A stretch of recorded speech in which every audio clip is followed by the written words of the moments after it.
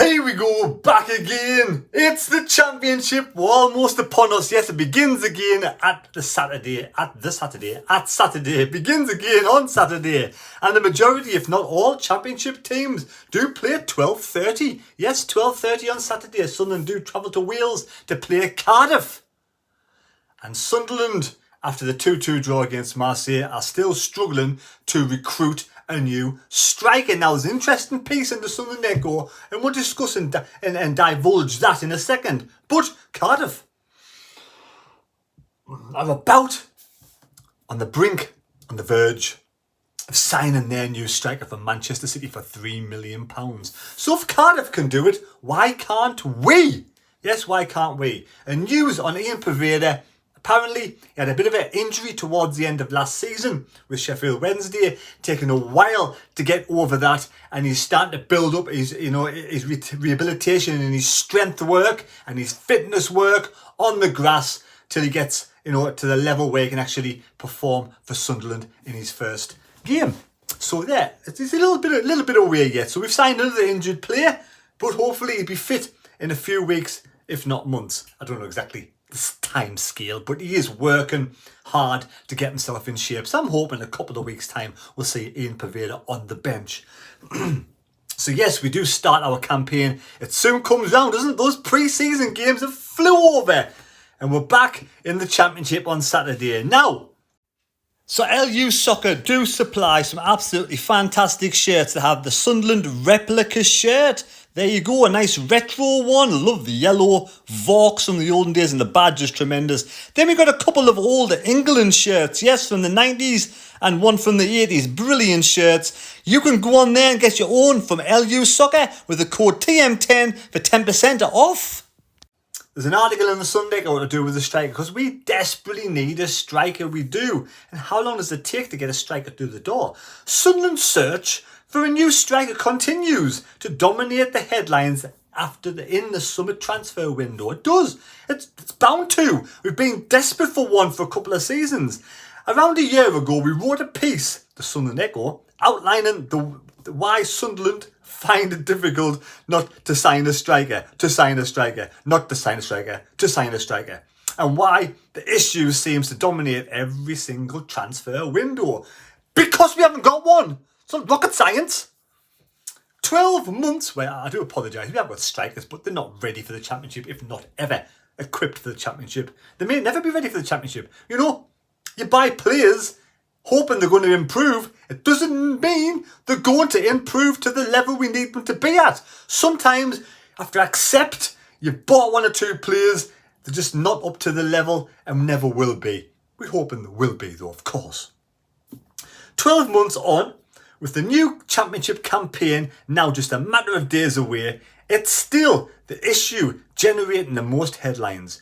Now, Sunderland's hierarchy might quickly retort that in the intervening period, they've actually signed 4 strikers. You have to describe that. 4 strikers, yes. What we have got, Miende, who out of the 3 left looks half decent. He looks that he could be something there under the bonnet, but we just don't know because he gets no service and he hasn't scored a goal yet.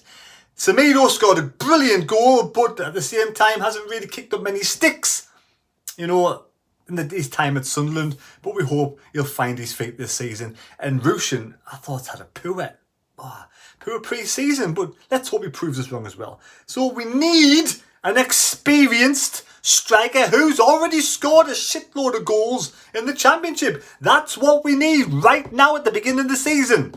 Or even a striker that has the same level of ability in the championship, but another country. But who knows where the back of the net is. So we can go through the season without a striker and we'll end up being in the bottom 10. I tell you now, that's my prediction if we do not get a striker. Do not address the striker situation. But I hope I'm wrong. I normally am. So anyway, it's a still ongoing issue. And like I said, this year we haven't got 4 strikers. Right. And spent a fair bit of money doing so. Well, that's their problem. That's their fault for going for bits and pieces of kids or untried, untested strikers. You're going to spend the money, doesn't mean it's going to work out. You may as well had all that money and bought one quality striker, just in my opinion. But what do I know? Anyway, so perhaps the better question is, this time around, is why do they find it so hard to get a striker we need? The best starting point is to acknowledge that it isn't an issue that is unique to Sunderland.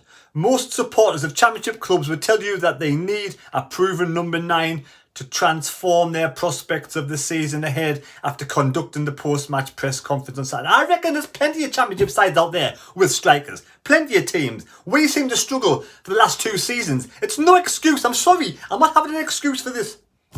Regis Labrie pointed out that those at Marseille are saying exactly the same thing. I don't give a shit about Marseille, right? And Regis Labrie, yes, you may be struggling right now for a striker, but your predecessors has had 2 bloody seasons to bring one in, a quality striker. You know, it's all about the cash, isn't it? It's all about dosh and cash. If you're not going to pay the money, if you're just going to, look around for a free transfer, you could be waiting for ages. Part of the problem because of the broader tactical trends in the game, where teams now rarely play with 2 up front. As such, strikers selected for their goal-scoring output with little concern for their wider limitations and increasingly rare. So too is the old-fashioned target forward. So too is the old-fashioned target forward. Sometimes you just need somebody in the box, don't you, like that? Take a look at the top scorers in the Championship over the last few seasons. Yes, they occasionally have Mitrovic and Ivan Toney, 2 good strikers, but would cost a lot of money, wouldn't it, in the day? Ivan Toney, he came through the ranks.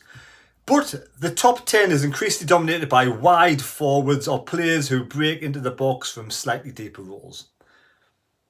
This conundrum that Sunderland have constantly faced. They need a striker who is good enough inside the box to turn their dominance of games into goals, therefore points. But they don't want to put a player into a side that detracts from the desire of high press and who can't join the quick link. I'm sure we can get a striker. I think the Sunderland Echoes just finding excuses. I think it's just excuse after excuse after excuse. I'm sorry if I'm a little bit,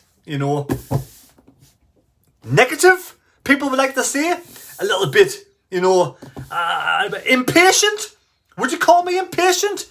I know I've only been waiting for a few weeks, a couple of years, you know what I mean? I'm not like, I wouldn't say I'm an impatient kind of guy, I think I've been waiting long enough for a striker in this side. That's all we need, a quality striker. We've had opportunities to get players in, we're just not going to pay the money that teams want for strikers. The whole top and bottom of it, that's it. The whole top and bottom of the striker situation is to do with money. Simple as, you can wrap it up in roses and spray perfume on it and put a few flowers around it. You can make it smell nice, but it's not. It's simple as, it's all about the cash. If we don't have the cash, we're not going to spend the cash, are we? We're not going to spend the cash. I don't care. We're just not going to. We're going to get a free transfer. Or nobody. We'll have nobody in by Saturday. I hope Mendy comes. I want Mendy to come. I want somebody else to come. Talking of strikers, would you be interested in Ike Ugbo? Yes, he started off his career at Chelsea. He ended up at Troyes. He's 25 games, 2 goals, but he was on loan last season to Sheffield Wednesday, where I think he scored 7 goals.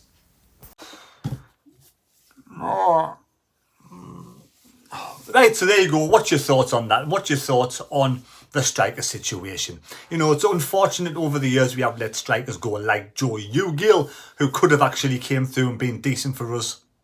And, we got rid of Ross Stewart. I know he's been injured. Hopefully he comes back and has a good season for Southampton. Like I say, the lad do well.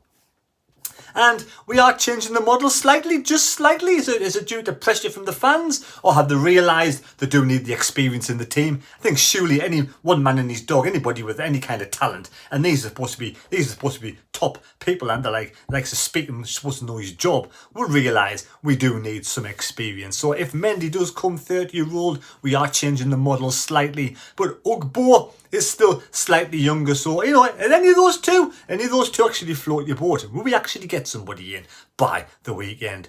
Either way, let's hope Sunderland, that Marseille game, actually transforms over and it becomes pretty good form, and hopefully we can go on to win against Cardiff.